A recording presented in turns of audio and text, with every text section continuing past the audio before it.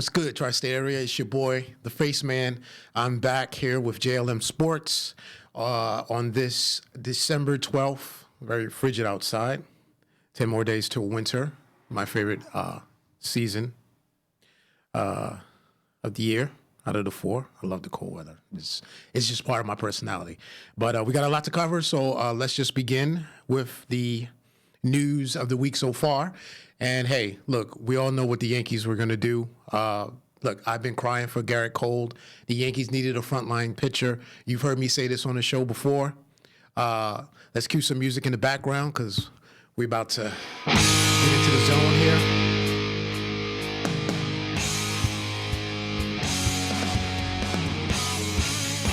Yeah, I'm feeling that. So it's the return of the evil empire. And let me tell you something. I can't stand this whole evil empire thing. I'm a diehard Yankee fan. One of the reasons why I can't stand it is because the Yankees are not evil. Okay? So we all know it was started by the Boston Red Sox. That organization up there in New England who are obsessed with everything that the Yankees do. The Red Sox can win 100 World Series. But no matter what they do, how much they win, they'll always be obsessed with the Yankees. So, but hey, the Empire, I'll just call them the Empire, struck back. Garrett Cole, record-dealing contract, $324 million for 9 years. And let me tell you something.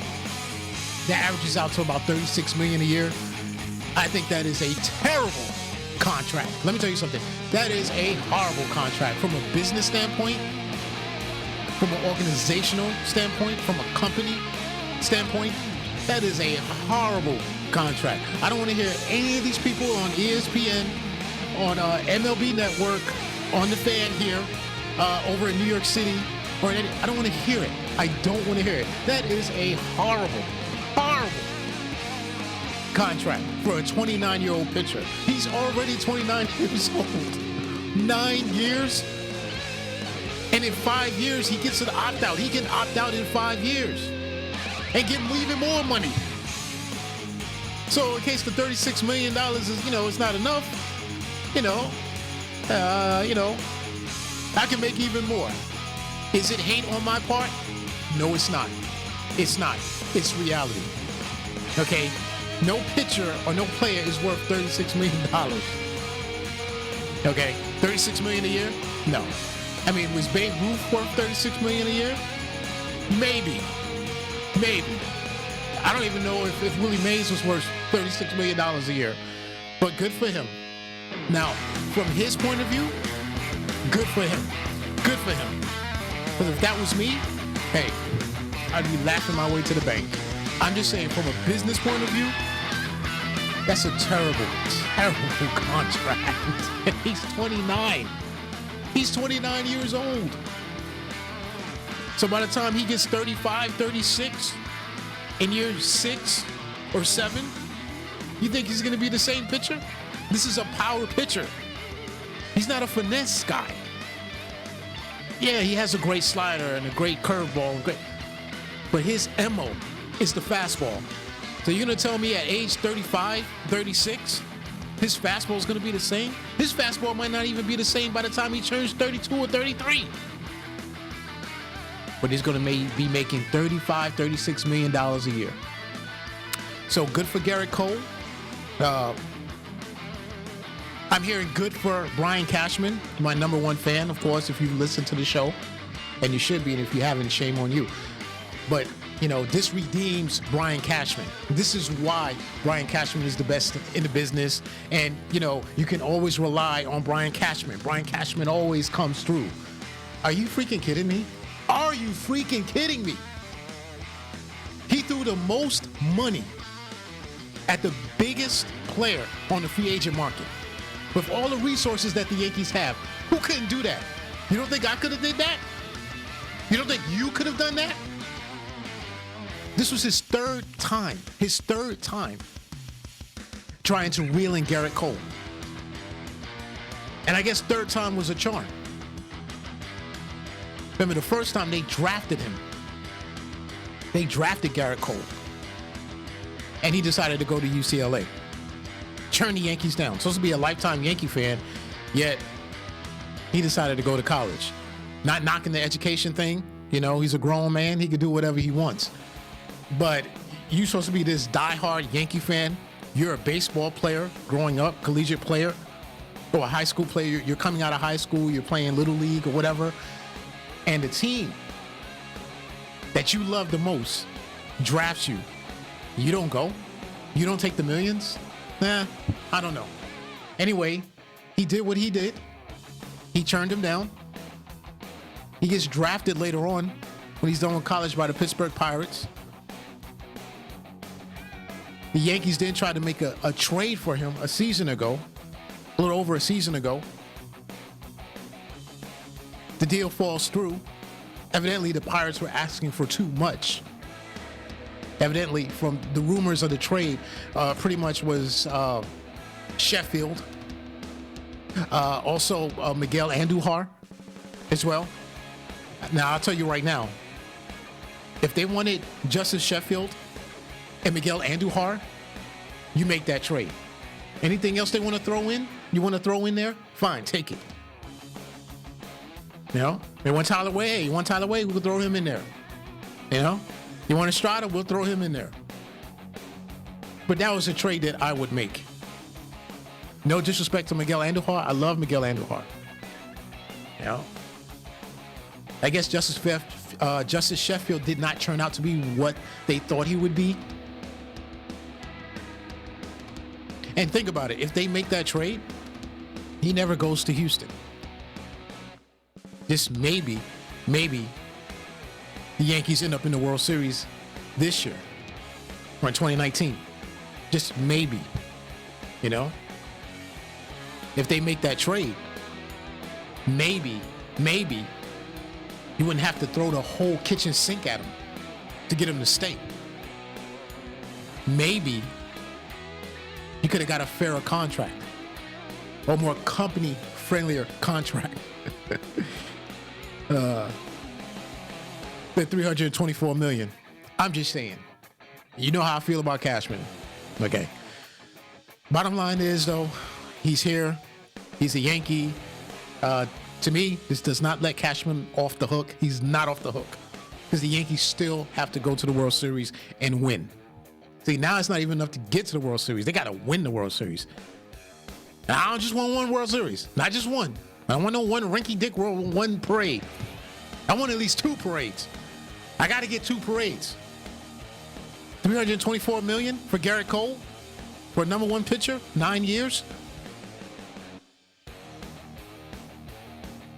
Then they got Stanton, Carlos Stanton making what, $300 million? Making $20 million, $26 million a year, which is an awful contract. The Stanton contract is actually worse. It's worse because he's not as good as Cole. And it's funny because he's a position player, so you figure, well, he plays every day. That's worth, $300 million or $250 million because he's playing every day. Garrett Cole only plays once every 5 days. But they'll get way more, hopefully, out of Garrett Cole than they ever will with Stanton. Because I am done with Stanton. I told you, that was a bad contract from the beginning. I don't know why the Yankees traded for him. They didn't need him. I think they realize that now. And I really do believe that the Yankees will try to shop this guy. Will try to get rid of him by the end of the season or next season, 2020. They have to. Because Judge has to get paid. Those contracts are coming up, people. Aaron Judge, Gary Sanchez, who, everybody loves, especially Cashman. That's one of his boys. Oh, there's nothing wrong with him. We don't have to do anything to him. We don't have to tweak him. Everything's fine. His hustle is fine. His injuries are fine. They swear by Gary Sanchez. Poor Kevin Romine couldn't even get in that bat during the playoffs, even though Sanchez was sticking it up. So you know that they must be going to pay him. And since he's a perennial all-star, guess what he's going to be asking for? And then you got baby Gleyber Torres, Gleyber Day. He's a little further more down the line. But wouldn't you just like to lock him up early? And I understand the way the Yankees do things. They locked up Severino, which was smart. Aaron Hicks, I wouldn't even bother giving him a contract. You know how I feel about him.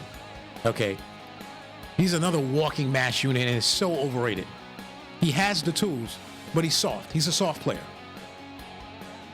There's no way I would have given him an extension.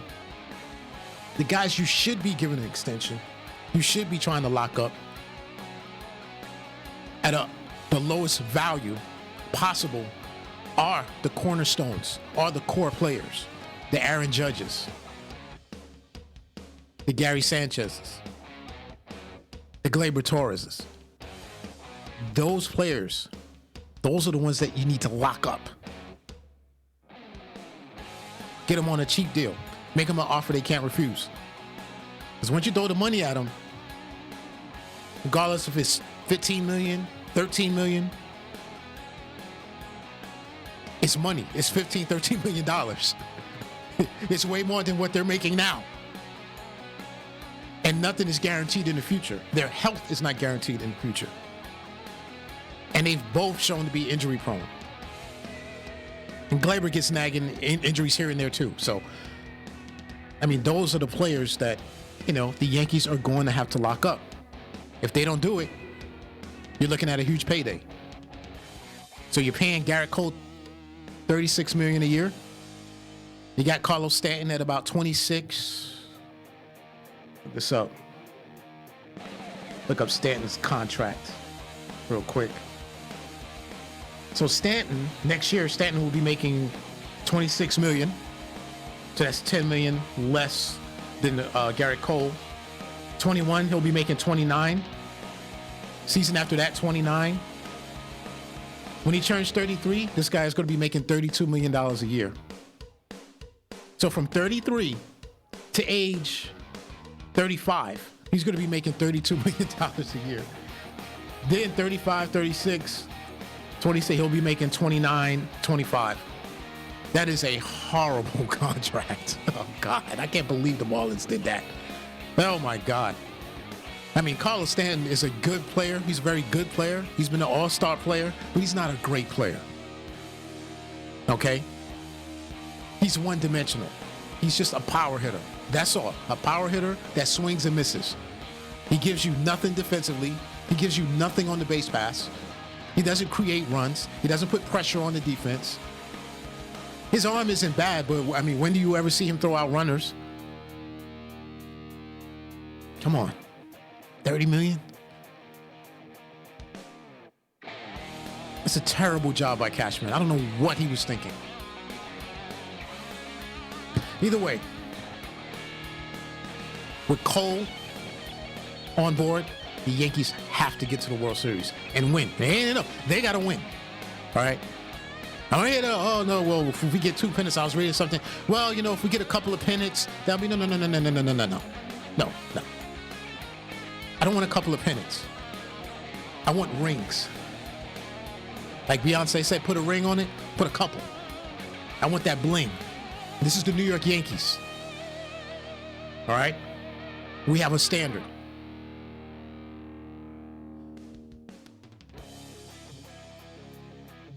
I'll give Cashman credit for this and the organization.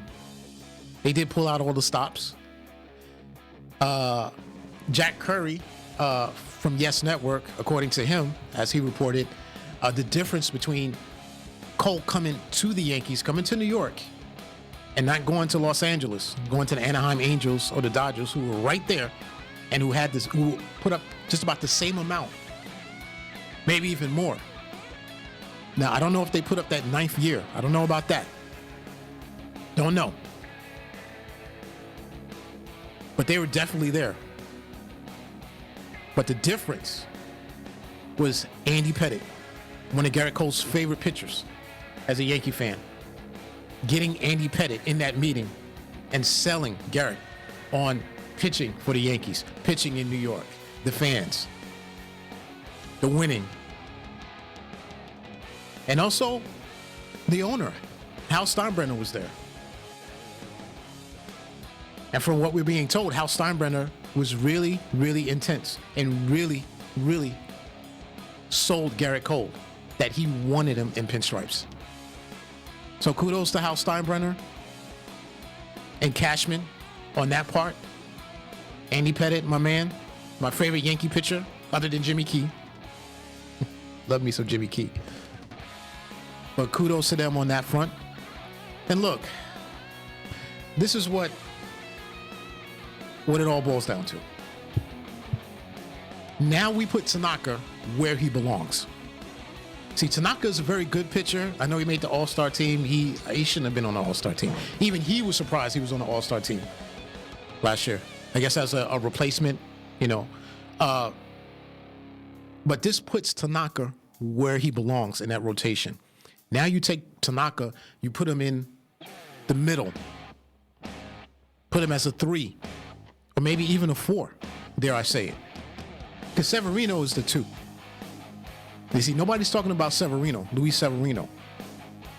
Coming off of, arm problems, surgery. He's coming back. He should be fully healthy. And if Severino's fully healthy, he's just as good as Garrett Cole. Maybe even better, dare I say. The problem with Severino, what he has to solve, is his second half performance. If they can figure out a way to get him, to build him up, where his arm doesn't get tired in the second half and during the playoffs, that is a devastating rotation. Garrett Cole is your 1. Severino is your 1A. So you basically have 2 1s. Now we put Tanaka where he belongs. Not as a 1, because he was never a 1. As good as he's been inconsistent. He was never a 1 here. Now you put him in 3. Now you got Paxton. You put him as 4. And of course, the number 5 starter will be probably Jordan Montgomery, or J.A. Happ if he's still here. Hopefully he's not. Rumor is they're trying to dump his salary. And I told you this before too. I told you this in my earlier shows. That was another dumb contract. It was a silly contract by Cashman. After his performance in the playoff 2 seasons ago against the Red Sox, which is why he was brought here, to be the Red Sox stopper. That pitiful performance in game 1. There's no way I would have brought J.A. Happ back. Maybe they just needed the arms. But I definitely wouldn't have brought him back for 2 years.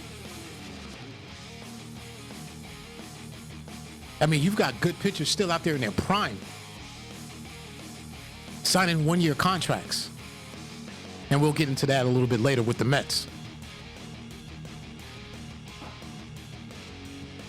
But J.A. Happ, if he's still here, still in pinstripes, he'll be number 5. Maybe that young stud, Garcia. So, look,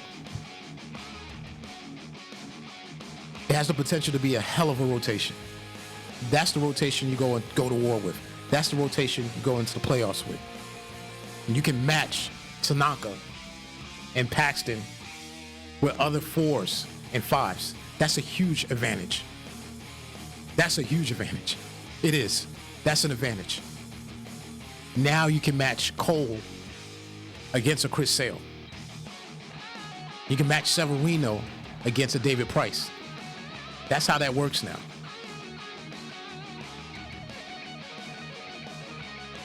As far as the bullpen, Chapman's coming back.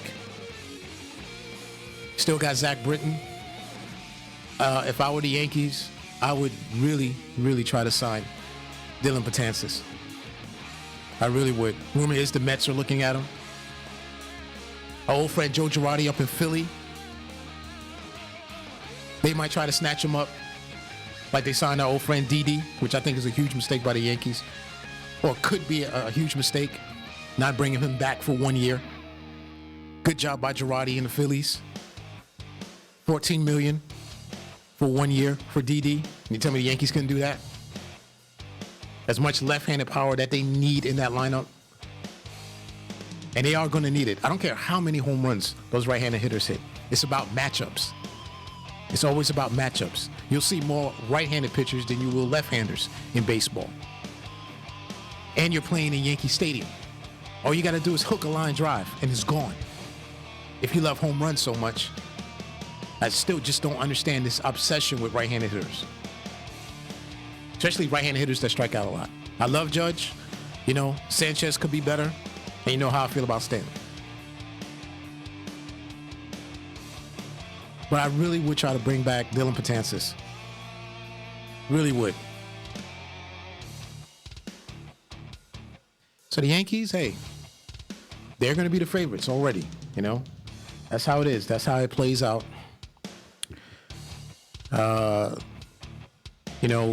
Boston, rumors about Mookie Betts being traded.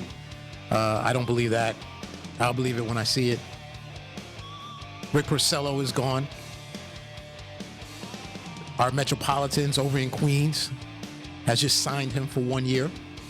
And I think that's a good signing for the Mets. 1 year, $10 million. I know he had a bad season last year, ERA around 5. But one thing about Porcello, he does not miss a start. Doesn't miss a start. Is he that far off from Zach Wheeler? I don't know. Who knows? He's only 2 years older than Zach Wheeler. Zach Wheeler's already 29. In case you didn't know, Zach Wheeler, contract, huge contract with the Phillies.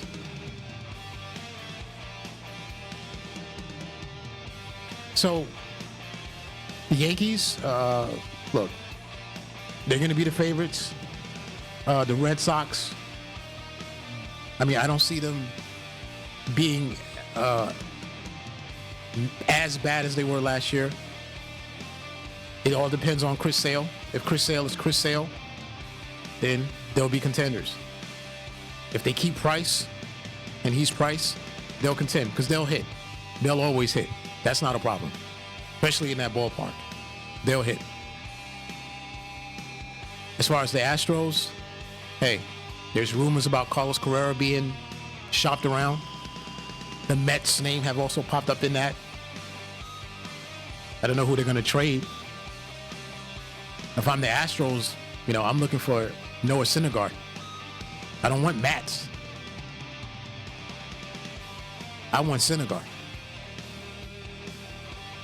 But once again, we'll have to, wait and see if that actually does happen. But the Astros, no Cole. Cole is now with the Yankees. Verlander is another year older. What is he, 37 now?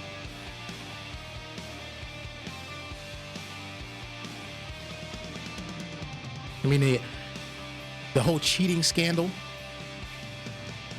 I mean, the Astros, you expect them to win another 100 games in 2020? I don't know. I think they'll still be good. I think they'll still be contenders. But will they be the juggernaut? Who knows? Losing Cole is a big hit. Big hit. No, they got Zane Greinke, but Greinke's not Cole. And with Verlander getting older, so the Houston Astros, for the first time in, several years, might be a little vulnerable. And that puts the Yankees out in front. So it's the return of the Empire. And that's good for baseball because they love it. They love it. All you hear is the evil empire is back and the Yankees are spending money. And that's what the Yankees do. They had the Yankees getting Bryce Harper last year and Manny Machado. Baseball loves it when the Yankees spend money. So they can put that tag on them. Oh, the evil empire, they're back, the Yankees. Baseball loves it. They love it. Well, one off season, the Yankees is giving baseball and their fans exactly what they wanted. And like I said, they got to win a World Series. This means absolutely nothing. Nothing. Nada. Unless they get to the World Series.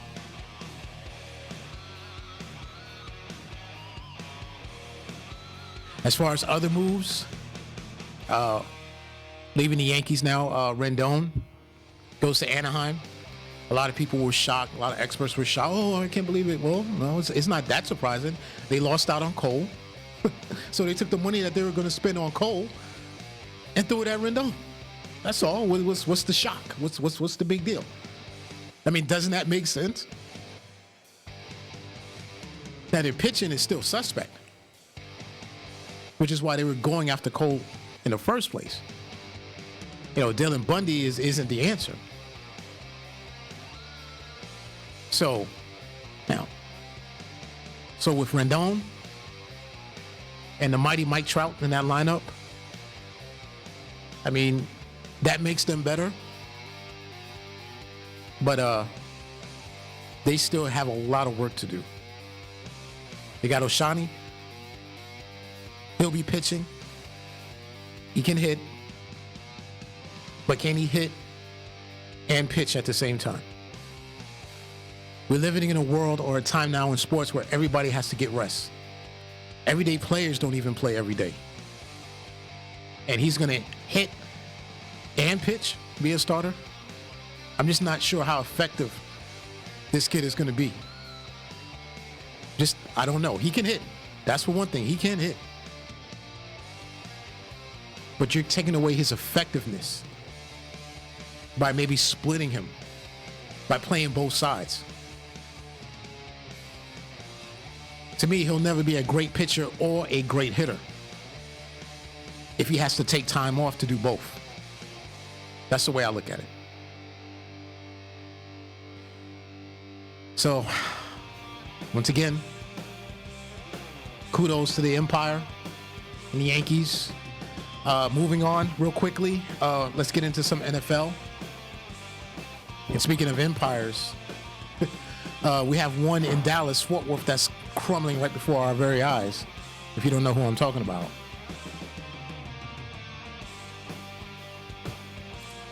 So the Cowboys, they're going to Chicago, right? And, you know, I said, you know what? I picked the Cowboys because Chicago's not that good. I mean, come on. They're just not that good. They beat the Giants, and we all know the Giants stink. Just click on my other shows. Okay. So, I'm thinking the Cowboys really need this game. I'm thinking about the Bears, their lack of offense, Trubisky at quarterback, and I'm saying there's no way the Cowboys lose this game. They didn't even show up in Chicago. What an embarrassment. I've said this before, and I'm going to say it again. The Dallas Cowboys will never win a Super Bowl. They won't even get to a Super Bowl as long as Jerry Jones is the face of that team. As long as Jerry Jones is the GM. And like he said, he quoted the other day, no decisions are made, no final decisions are made unless they're run by me. I have to say, and that's the problem. That's the problem. I know you probably listen to Stephen A. Smith, which is really some funny stuff, by the way. Great stuff. And he tells you, people, I've been saying this for a decade. I swear. I just didn't have the platform. I just wasn't on the platform. I guarantee you, I put it on a stack of Bibles. I will not lie to you. I've been saying this for a decade. The Dallas Cowboys are not going to win a Super Bowl. We're looking at a quarter of a century since the Cowboys have even been in a Super Bowl or been in a championship game. As long as he's running the show, as long as it's about him. Anytime they score, it's about him, right? The camera goes to him up in the booth. High-fiving, yeah, everybody, my boys, yeah. And all those pickle kissers he has surrounding him. It's about him. It's not about the team. And you Dallas Cowboy fans, you don't get it. None of you. You don't get it. None of you so-called experts out there in sports, you don't get it. It's like the Yankees with George Steinbrenner in the 80s. It was all about him. They're a pre-Madonna team. They're not mentally tough. It's too much glamour. They're glamorized too much. When they haven't won anything, they haven't earned anything. They ain't winning. The Cowboys ain't never winning. They're not going to win a Super Bowl. I don't care who the quarterback is. If it's Dak Prescott, I don't care if it's Troy Aikman. If he comes out of retirement, they're not going to win. And it's all Jerry Jones' fault. I don't blame Jason Garrett because Jason Garrett is who he is. He's a puppet coach. He is who he is. So I can't blame Jason Garrett. How can I blame him? They are not going to win. It's all on Jerry. Until he relinquishes and puts his ego aside, they're not going to win. They are not going to win. It's his fault. He had a coach when he bought the team. And he brought in Jimmy Johnson. He had a coach. He had the formula. The Cowboys could have easily had more than 3 Super Bowls during that era. From 92, 93, 94, 96, 97, 98. With Troy, Emmitt Smith, Michael Irvin, Charles Haley.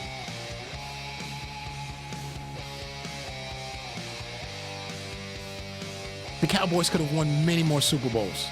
It would have been hard to keep them together, but it could have been done.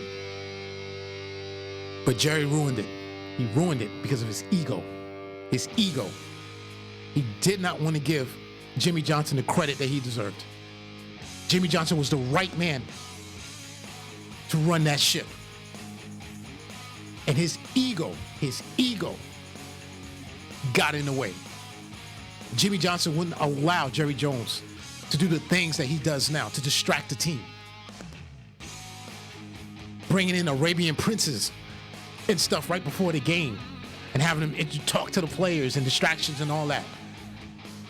When they need to be focused on going out on the field and going to war. Jimmy Johnson wouldn't allow that. And they bumped heads. And so he got rid of him because he wanted the glory.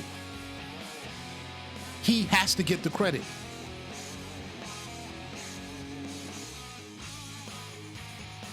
Yeah, I'll fix him.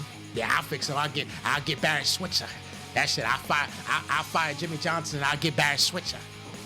Did you know how Jerry talked? Well, Dak is, he's a very capable quarterback, and I have all the faith in the world in him. And you had him. Jimmy Johnson was there. But your ego, Jerry's ego, it means more to Jerry Jones, and he said it. If he can make that deal, that trade in football, like he did with Amari Cooper last year, trading the number 1 pick, first round pick,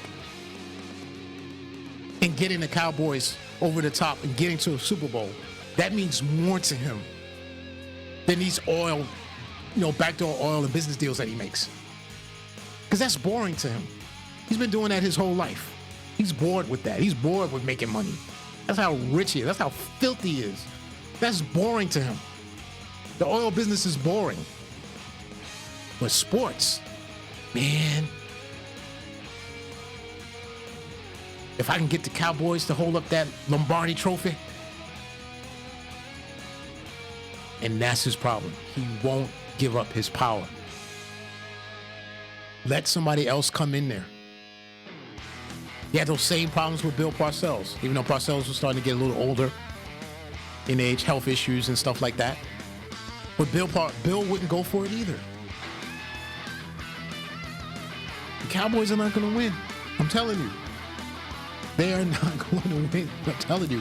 They're going to never win. As long as Jerry Jones is running that ship down there.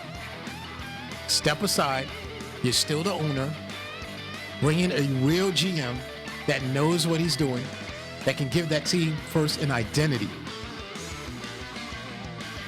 We're going to be a running team, play action. Or we're going to be a passing team. And this is what we're going to do on third downs.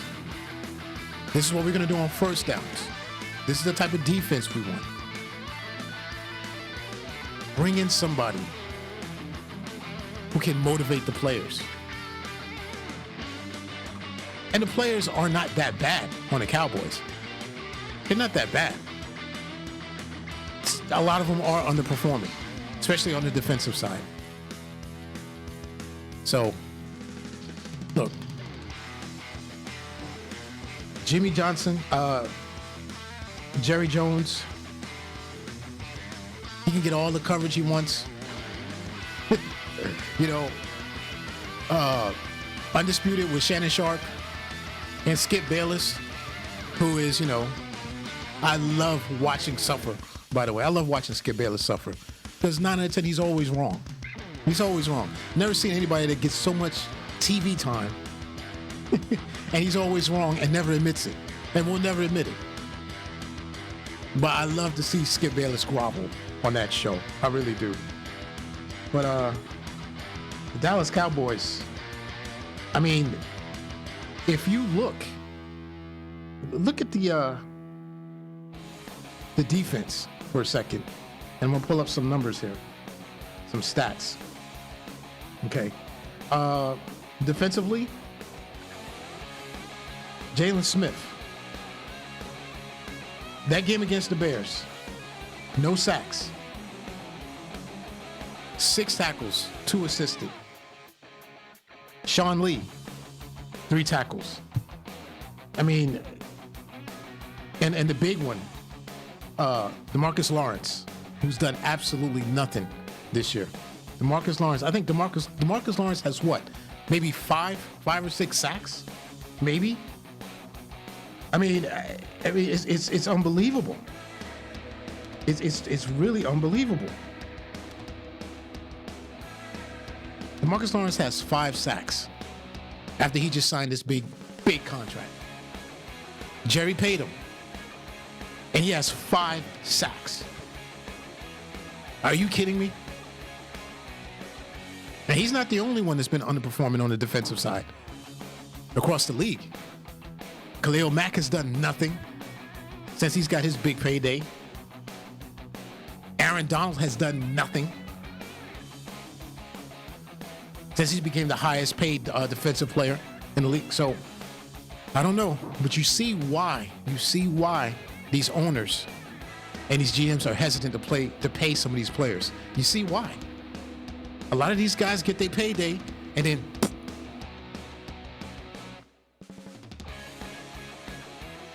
the Cowboys. So now they're tied with the Eagles, who stink just as bad. I'm shocked that the Eagles are as bad as they are, really. Carson Wentz, I think it's pretty obvious there's an issue with him being quarterback that maybe is not being addressed. I don't know. I just think there's something there. You know, I know he's had a lot of his weapons, his receivers are out, but I don't know. I think there's something to it. I really think that team believes they might have kept the wrong quarterback. I really do. I really do. I think some players in there feel more comfortable with Nick Foles. I really do. I don't have any proof. You know, I'm not Columbo or Matlock. I can't, pull nothing out of a bag or a hat. I haven't heard any quotes. But usually I'm right. I have a sense. And that team is just not right. As much as I despise the Eagles as a Giants fan, and as much as I always say they're overrated, that team is underperforming. I mean, they're not even trying when they go out there. They're not even trying. Something is up with that team. Something is going on in that locker room. And eventually it will come out. It will come out. Regardless of what happens, whether they win the division and make the playoffs, which they won't go far anyway. If they do, if they outlast Dallas, they won't go far. But at the end of the season, during the offseason, I guarantee you folks, something's going to come out. Something's going to come out about the Eagles in that locker room. And I'm pretty sure it's going to surround Nick Foles and Carson Wentz, who has a lot of pressure on him after Nick Foles led that franchise to a Super Bowl. A lot of pressure.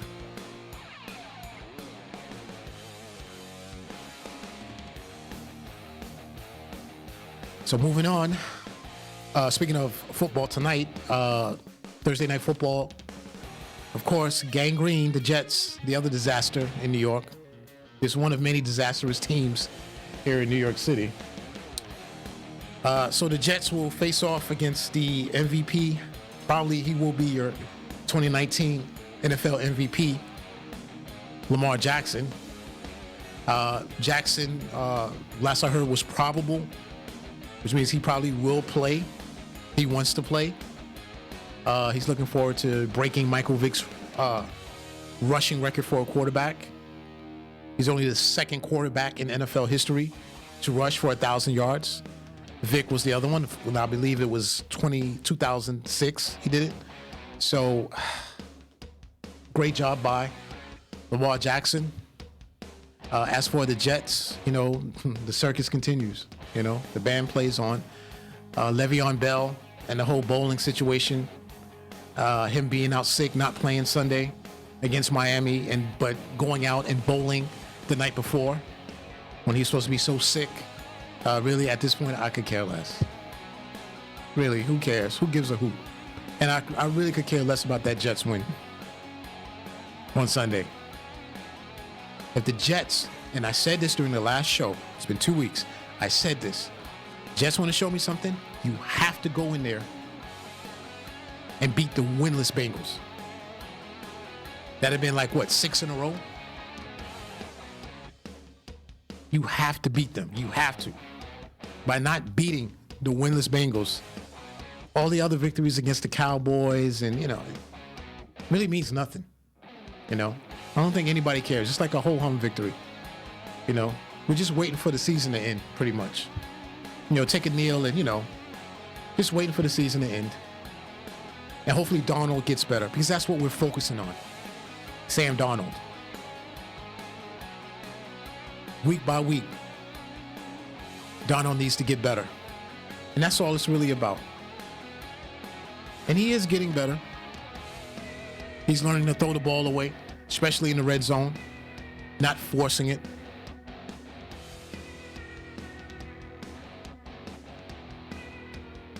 Gase, the head coach, will be there, unfortunately, next year.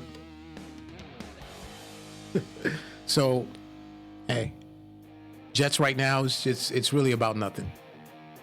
Really is. Really about nothing. Moving on. As far as football, now we have the Patriots. Yeah, and what's new? Another tape. Boy. I tell you what, the New England Patriots put out more tapes than the Kardashians. I'll tell you that. I mean, and the funny thing is, Stephen A. Smith, I was watching First Take a few mornings ago, and Stephen A. Smith said something that was interesting. Because everybody else, Max Keller, they're destroying them. Yeah, they're the Patriots. What do you expect? Bill Belichick and the blah, blah, blah. This is what they do, and Tom Brady, and they, And, Stephen A. Smith, shout out to him, basically he was like, I could care less. You know why? Because that's what they do. If you're not going to do anything about it, which they never do, they never punish them, they never slam them. So, why should they not continue to do it? I mean, they're the Patriots. It's Bill Belichick. They run a black ops type of organization. They will use anything they can to their advantage. They will uncover, they will research anything. They will go through the rule book with a fine tooth. The Patriots. They will find something, and if they can use it to their advantage to defeat or destroy their opponent, they are going to do it, because they do whatever it takes to win. Just because the Pittsburgh Steelers don't do it, just because the 49ers don't do it, that's not their concern. That's not their concern. Their objective is to win by any means necessary. This thing doesn't even bother me. I'll be honest with you. I could care less. It's almost just like the president. It's like Trump. Trump did this and Trump did, it's like, and it's Tuesday. You almost become numb to it,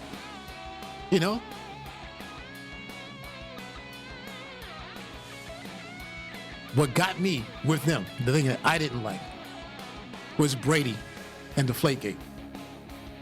And him just denying it and denying it and denying it and denying it. When it was so obvious that they deflated the footballs. I don't think nobody cared. I didn't care. Because the Colts weren't going to beat them in that championship game. Anyway, the Colts ain't had no damn business being there. That win was a fluke.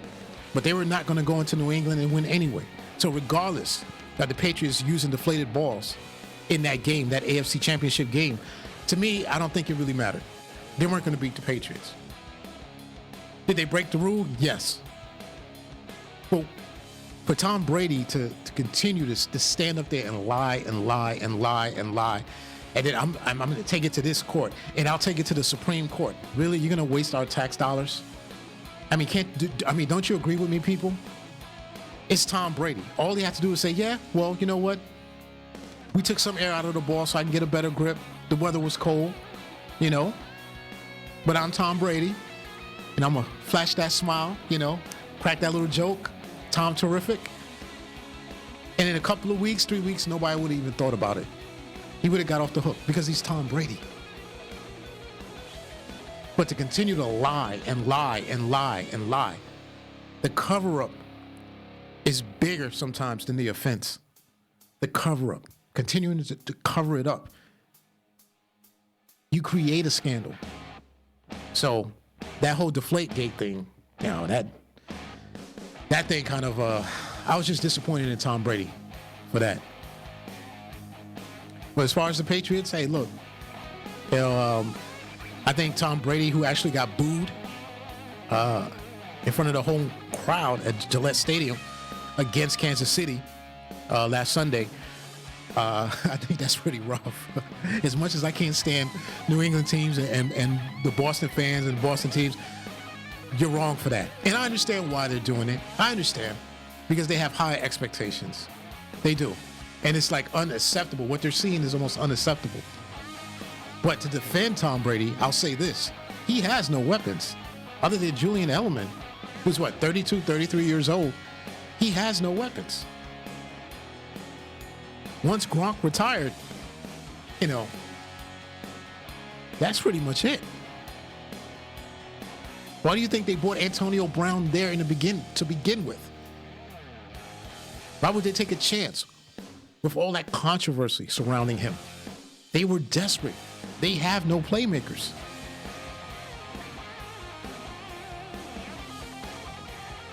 And I know Shannon Sharp and a lot of people on TV and on radio and on social media are getting on Brady. Oh, he's supposed to be the GOAT. He can make any wide receiver great. He's done it in the past. Why can't he do it now? But they really, really do not have any weapons on offense. This is like the worst offense Tom Brady has ever had to work with. And he's 42 years old? So, of course, he is slowing down. But from what I see of Tom Brady, his footwork, him throwing the ball down the field, I don't think he's lost that much. I think if he had the weapons, he could still be Tom Brady. I think he could still put up good numbers. I really do. I don't know how he does it, how he keeps his body in shape like that. God bless him. But I just can't sit here and blame Tom Brady completely. As much as I, love to see the Patriots lose, but I can't blame Tom Brady. He can't. That's not fair. He has no weapons up there in New England. None. And that offensive line has been just hit time and time again with injuries. But they're not playing well. He's 42 years old. He's getting hit more. That's not good.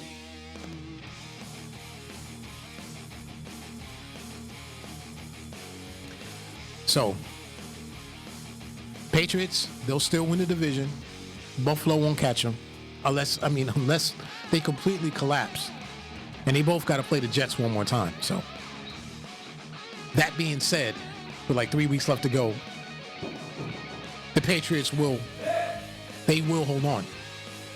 They'll hold on. And we'll see what they can do.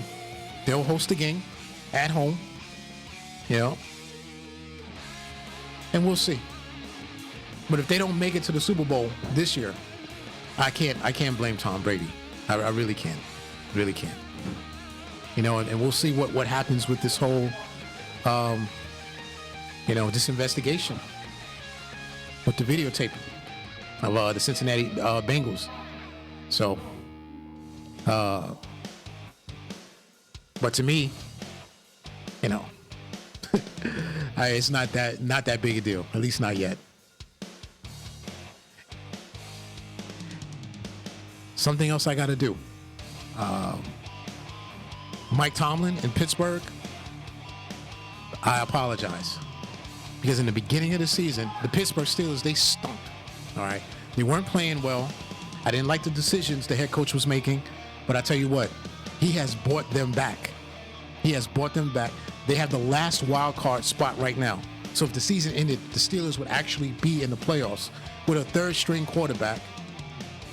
They were missing their starting running back, Connors. Their leading wide receiver, their number one wide receiver, Juju Smith-Schuster, he was out in that game against Cleveland, and they still won. That is a hell of a job. Hell of a job by the Pittsburgh Steelers. And I was completely wrong. And I told you, I have no problem being wrong. No problem admitting I'm wrong. But give Mike Tomlin a huge I give him a lot of credit. Give him a lot of credit. And maybe that's why the Pittsburgh Steelers have only had 3 coaches in the last, 40 years? 40, 50 years? Isn't that amazing? Think about that. They've only had 3 head coaches, the Steelers, that franchise, in the last, 40, 50 years. It's amazing. Simply amazing. Also got to give kudos to the Tennessee Titans, who somehow they're also in the playoff mix. They were pretty much left for dead. And, but that's why they play the game. That's why they play the game. That's why they play the game. Before we sign off, we got about 5 more minutes left. I got to hit the Knicks. I got to go local in, because the Giants aren't worth talking about right now. This whole thing with Eli Manning on Monday Night Football and the whole, ESPN, like the redemption of Eli Manning. Come on, give me a break. That team stinks with or without Eli Manning. Okay, it doesn't matter who the quarterback is. And Pat Shurmur should be gone right now. Why even wait to the end of the season? Why? What's the point? What's the point? What's the point? Guy's like 20 games under 500 since he's been here. He has a losing career, a losing record. Get rid of him. So you can start looking for the future. Start looking toward next season. And rumor also is that Gettleman's, the GM, Dave Gettleman, is also on the hot seat. So if Gettleman is out, along with the head coach, maybe you can get Mike McCarthy. Give Mike McCarthy what he wants. A little GM power. Let him bring in the players he wants to. You have nothing to lose. You got the quarterback in Daniel Jones. Eli will be gone. You'll have some cap money to spend. So, hey, get rid of him now and get a head start. Start planning to get in contact with a Mike McCarthy. Because there are going to be a plenty of openings. In Cleveland, there's going to be an opening. Because I think Freddie Kitchens, he's going to be out. What a disaster they are. And already our old friend, and I told you this, I said this, Odell Beckham, I told you, the minute they start losing, watch him. Watch him. Now, all of a sudden, he wants out in Cleveland. The teams that they play, he's going over to the side, telling them, hey, come see me, come get me. I'll play for you. Unbelievable. Just can't make it up. But let's get to the NBA real quick. And so the Knicks, who are a disaster and actually won a game, played with, they beat Golden State yesterday in overtime.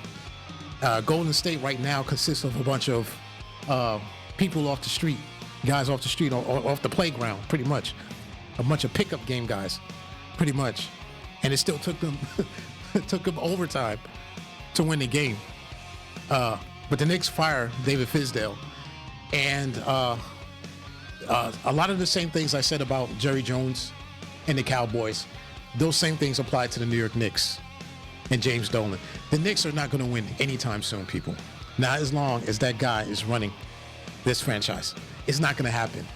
And he's already proclaimed he's not going anywhere. I am not leaving. I am staying. He is the most despised owner in New York. Okay? He's probably, I would say maybe Donald Trump, who's not an owner. He's the president. But as far as someone who's despised in New York, he's right up there with Trump. I'm telling you. And probably the mayor as well, de Blasio. But as long as James Dolan is running that team and is making, the Knicks are not going to win. That is a disgrace. I mean, Kevin Knox. Can I get something out of Kevin Knox? Can I get something?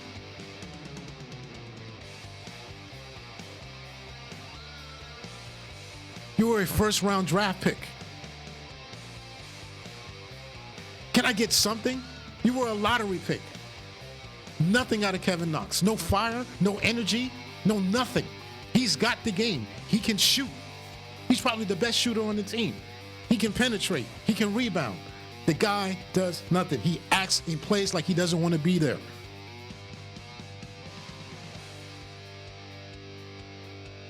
You got a bunch of players like Portis and these other guys. They're not starters. These are guys you bring off the bench. They're role players. They're not necessarily difference makers. You know? Now, Morris has played well. He's had some good games. But these guys, Dotson, these guys, they're role players. They come off the bench. They're not difference makers. Ntilikina, he's another one.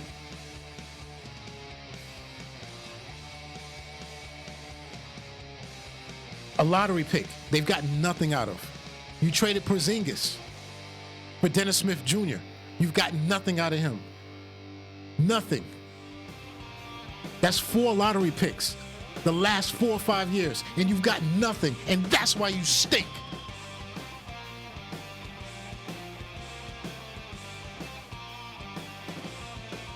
And Allen Mills, his little puppet, he can go too. Get somebody in here who knows what they're doing. And Knicks fans, stop spending your money and going to the games. Celebrity Roll and Chris Rock and all them. Stop going to the games.